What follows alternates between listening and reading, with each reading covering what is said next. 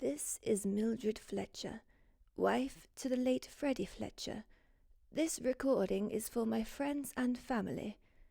As death's door approaches, there is one last story I have yet to have shared with you all. Only one person knows of this story, and that is Freddie. He was the person who told me to keep it to myself for fear of ridicule. I feel it is now time to tell this part of my life. A story so strange, it may sound like it came straight out of a Roald Dahl book. The reason I never told anyone but my husband is because he did not believe me, and feared others would not either. There is nothing in life that I detest more than being called a liar. My late husband feared I would be sent to an institution for the insane for this story, but I feel times have changed now, and if they have not, well, it shall not be long before I depart this world. Maybe some will believe me, and for those who do not, I hope it gives you a good laugh at least, for it makes me laugh the more I think about it. I cannot say it did when it happened to me. An odd experience is an understatement. It was the summer of 1926. I was an assistant working for my future husband at his law firm. Business was booming for Fletcher & Co. One of the most influential and wealthiest clients, Lord Thickbush, died suddenly of a suspected heart attack. The law firm searched all of his estates for his last will and testament, but it could not be found. One last residence was discovered in a small village on the island of Little Dickleberry Bay. It was the house that Lord Thickbush grew up in. I was tasked with going down to the village to see if I could find the will. After 15 hours of travel, 4 different trains, 2 buses and a boat ride, I finally made it to the island of Little Dickleberry Bay.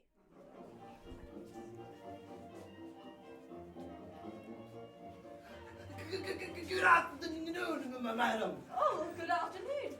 I don't suppose you happen to know where I could find The swan! Oh, don't worry, it'd be withering too. Just a little joke. Oh, very good. Could you point the right direction? I am staying there, you see. Oh, thought as much. People don't go to the swan for the food. Oh, no, I'm famished. Oh, just a little joke. They serve a great steak and ale stew. Oh, I'm afraid I'm vegan. Oh, what now? I don't eat meat, fish, or any animal products like eggs, milk, and butter. Oh, my. It was a joke. The last person who said that was burnt at the stake for being a witch. Why are you laughing? It was a good joke. No joke.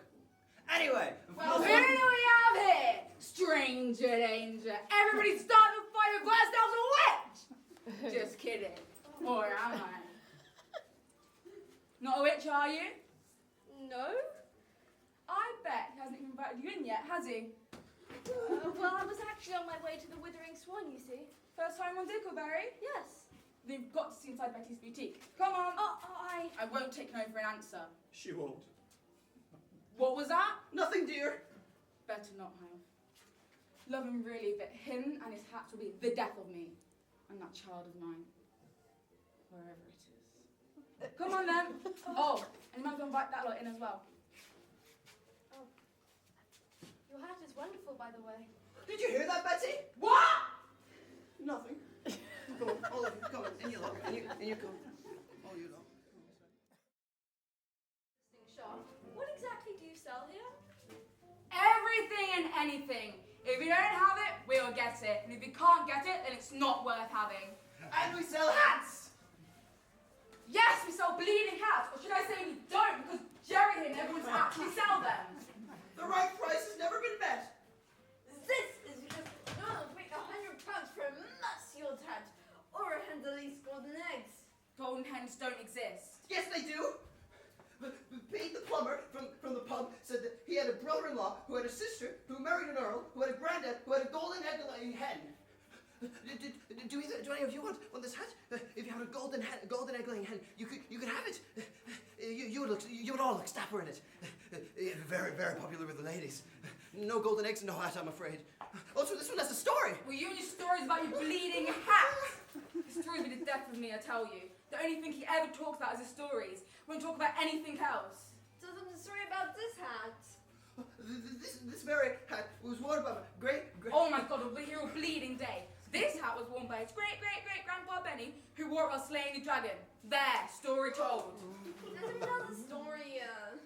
What, you don't like my stories? No, you don't tell them good. Well, here's a story for you.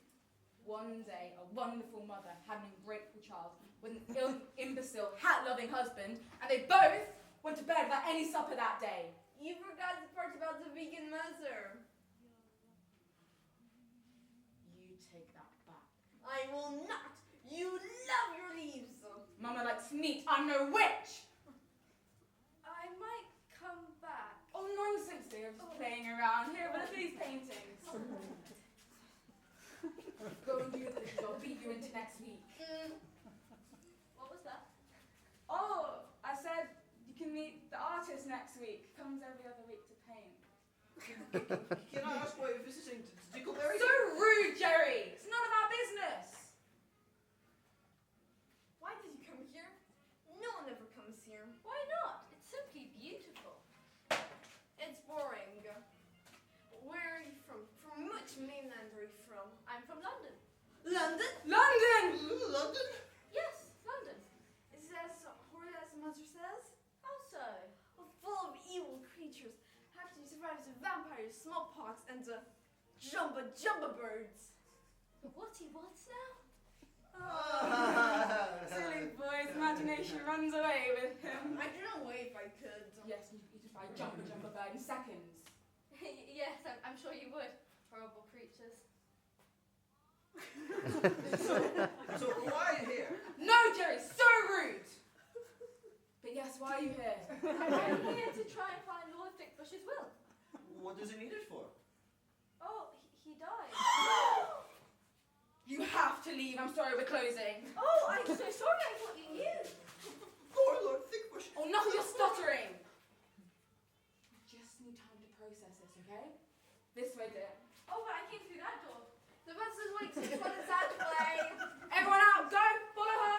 Go, chop, chop! Get out of my shop! Go!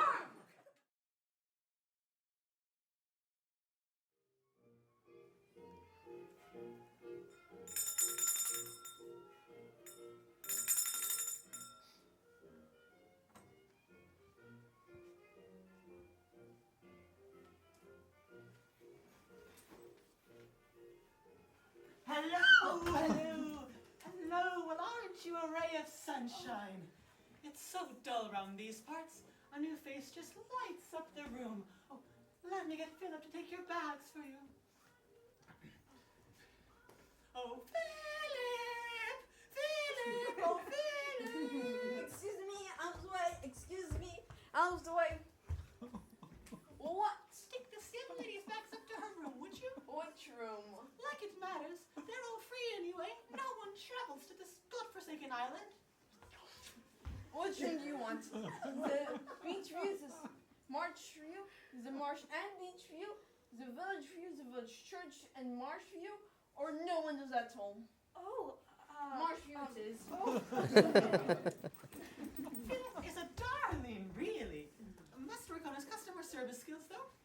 is that not Betty's son from the boutique? Who? Clover? Yes. Heavens, no. I do see the resemblance, though. Oh my, you must be famished. Let me have Chef whip you up something. Chef Fabio, Chef Fabio, Chef Fabio. Excuse, I'm needed. Let's go, what have you been needing? This young lady here is absolutely famished. Could you improve a little Fabio Fabouche? Fabush is my middle name. Oh. Well, actually, it's Anton. But what do you want? Succulente steak, pizza Napoli, some snails. Oh my! Whatever you recommend. A fabush of flavors it is then. Right. Wonderful. Oh, my, and dear, whilst you're here, I must have you booked in with our island-famous hairdresser. She is divine and will make you look $1,000,000. Henny! Oh, Henny! Henny! Yeah. Come, Henny! Yeah. Now, that hips needed a little sparkle. Yeah. Do you think you could help us out? Yeah. See, I like her face very much, but hair looks like we dragged through bush forwards, then backwards, then forwards again. But I sort it. Maybe some cute little pigtails. Make you look like cute little piggy. Maybe we can also do things to get rid of the wrinkles, because you look like Orphan Anne, but older, and with the wrinkles, with the fringe. Yeah. Come by shop tomorrow, and I get Faggot to cook us food. Okay. Yeah? Yeah? Yeah? Yeah? Okay, bye! Oh. She will make you look like a frog on top of an ice cream sundae. Henny and Fabio look awfully like Betty and Jerry. You think? Well, I don't think so. Let me show you to your room, my dear. Tomorrow I have to go to Lord Thickbush's house. Oh my, he hasn't returned. Oh, haven't you heard? He died.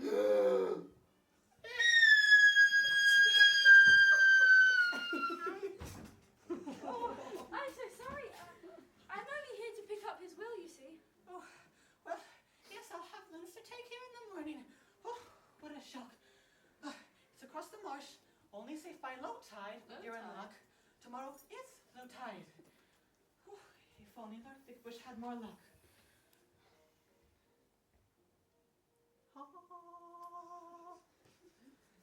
Come with me, dear.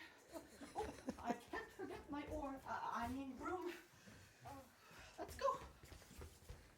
And so I settled into my room at the Withering Swan for the night, and although I was exhausted from travelling all day, there wasn't much time for rest, as the hotel staff kept me well entertained.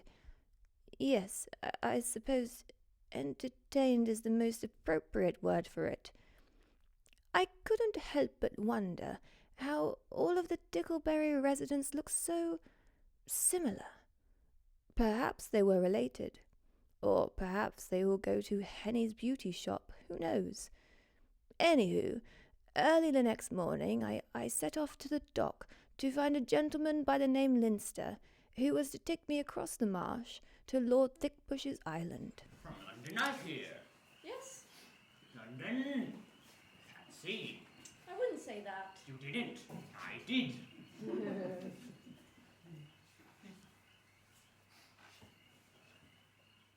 Do I know you? You look awfully familiar. Oh, I don't think so. I've never been to London.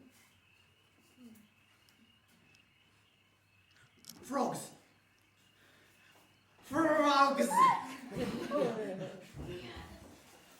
do they have many frogs in London? London? Oh, I'm not sure.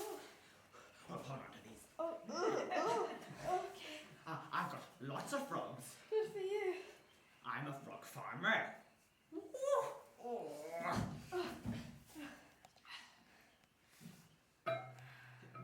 Would you like to buy a frog? I've got all sorts. Red, bull, gold, spider. Oh, I cannot abide spiders. I sell frogs. Yes, but you just said spider. A frog spider. How does that work? How does what work? A frog that's a spider. It's not a spider, it's a frog. Yes, but you just said spider. Yes, because it looks like a spider. But it's not a spider. No, it's a frog, hence the name frog spider. Spider frog sounds a lot better, don't you think? No, that would imply it is a spider that looks like a frog. I can get you one of those, but it'll cost extra. I'm good, thanks.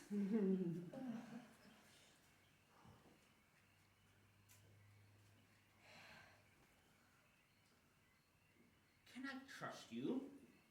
Yes? Well, I have your word now, and as a lawyer you cannot tell anyone. I'm not a lawyer. Oh, gosh. I work for a lawyer. I wish to study to All become... right. I don't need your whole life story, sorry. Me and Lord Thickbush had a thing going. A thing? A thing. A thing? Yes, a thing, if you get what I mean. I don't think I get what you mean. We had a partnership. Oh, I'm afraid the only men I know in London. Not that sort of partnership. Sorry. The frogs are front, you see. The spiders? Not for spiders! I need someone to ship my frogs to London. Lord Thickbush used to do it, but now he's gone. I need someone else for the operation. I'm confused. What are the frogs exactly? The frogs are frogs. Then what is the front? The frogs! I'm completely lost.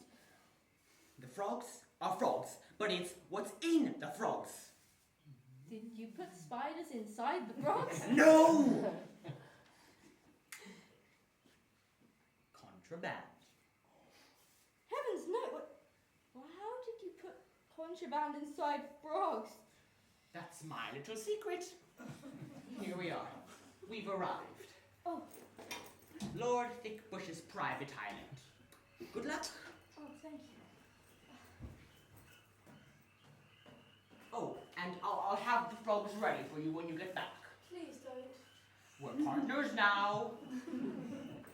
It had been a strange few days on Dickleberry Island. I couldn't help but think that the residents weren't who they said they were. I had spent 2 whole days searching Lord Thickbush's house top to bottom, and there was absolutely no sign of his will.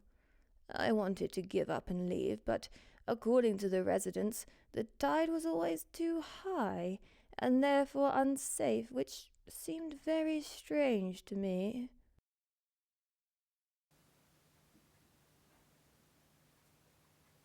Oh, that must be the boat driver. I do hope he hasn't brought any frogs. Oh, come in!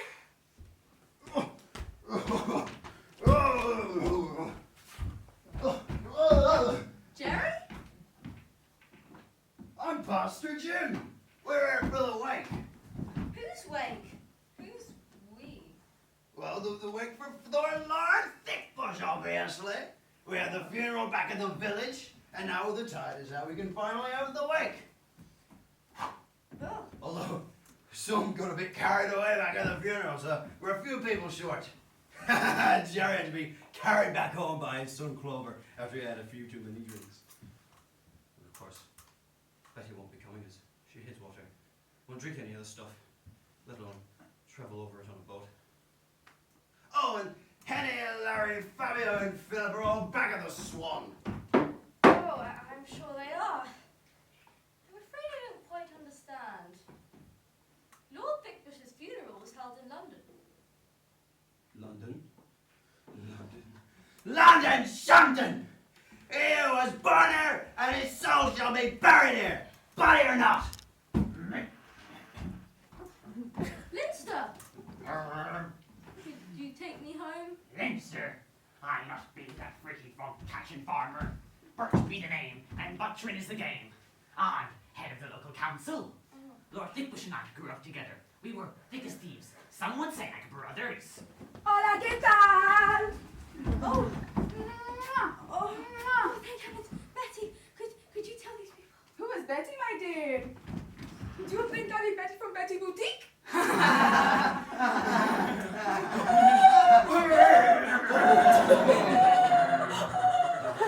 Please tell me you're not serious. I cannot stand that vulgar woman. My name is Maria. I am a simple lady of the land. I herd sheep and weave their wool. I do not sell trinkets and silly hats. Hats are not silly! Hats are not silly, they're stupid. The devil lies in hats. Oh, how I hate hats. Oh.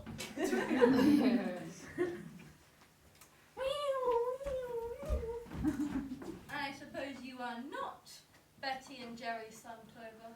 Oh, the cheeky little chorag. I'm forever arresting him. I am. What is your name? I'm Pat, the police officer. I see them here, I see them there. I lock them up without a care. Are you all right, my dear? You seem confused. Did funny turn. Yeah, you all just remind me of people I know, that's all. It happens. And if you see Linster, tell him I need to talk to him about his frogs. I can't say I've seen him, but Linster seems like a good guy. He doesn't deserve to go to jail. Go to jail? Oh, I went in on the operation.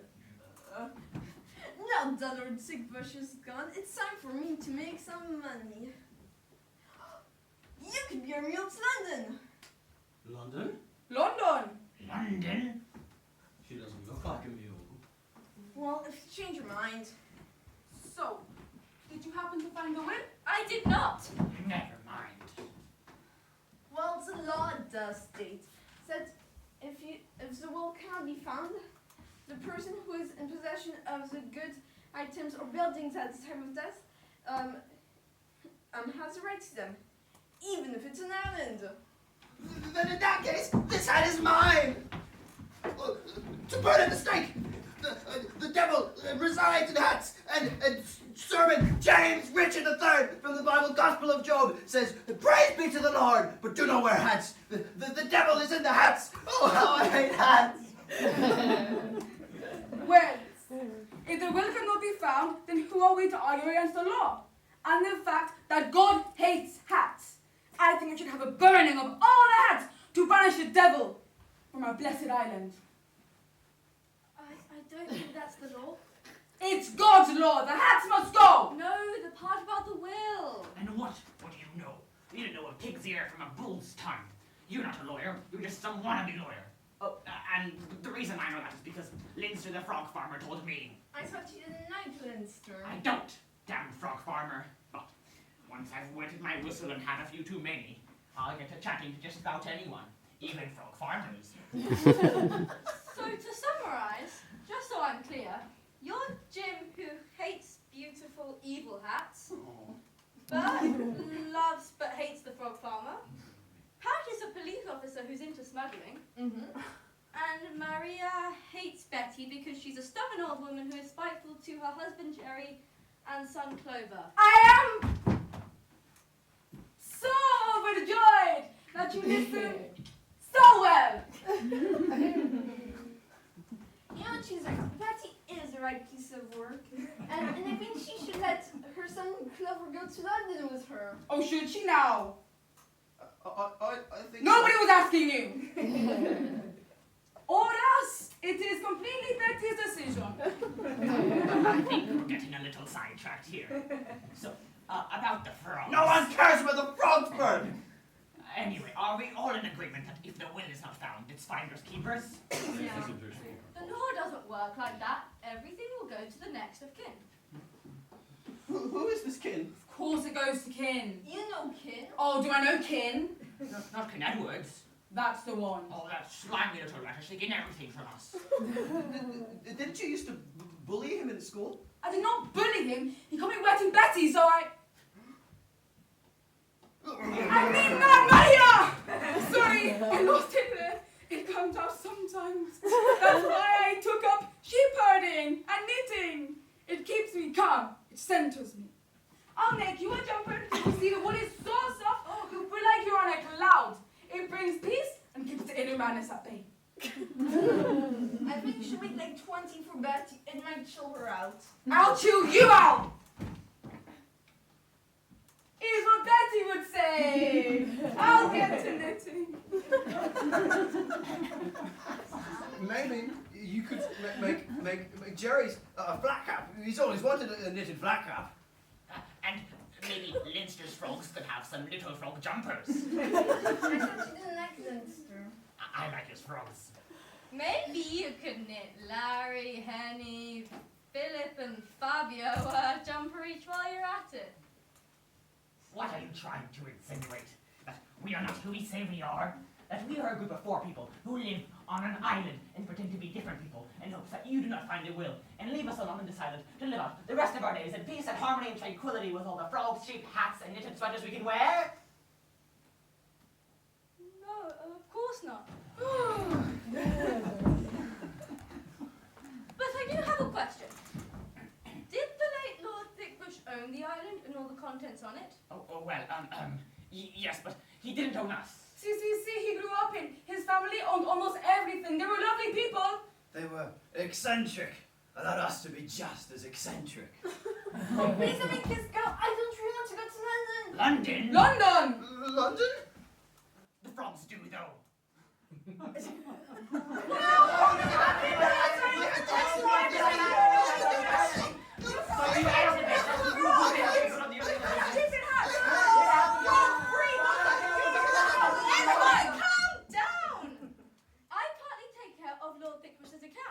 And there is no record of him owning the island. Only this house, which I'm sure isn't worth much now, is so run down, and in the middle of the marsh. What, Sammy? What are we going to do? We could buy it. It's what Lord Thickbush would have wanted. He loved it here. He would spend every summer here. Will you help us out, Mildred? We can't live on the mainland. They wouldn't understand our customs, our ways. Yes, I will help you. I will make sure it is sold for a very good price, and you can all live here in peace. But what if the will is found? If it is found, I'm sure if what you have said is true that he loved it here, he likely would have left it all to you. Alright, under the sea! Celebramos! Hudson! Stew for everyone! Everyone to the Swan. Ciao! The will was never found, and the Thickbush family home was sold to the people of Dickleberry Bay. The real reason I never told anyone my story is because I never wanted the island to ever be disturbed by the outside world. As strange as those people were on little Dickleberry Bay, they were harmless and lived in a world much more pleasant than ours, and to ruin that would have been a miscarriage of justice. I do hope you keep this story to yourself, and maybe one day visit little Dickleberry Bay to see the residents, if they are still there. I hope they are, living out their best lives as so many wonderful, vibrant people. Part of me wish I stayed in Dickleberry and became someone else as well. Good night.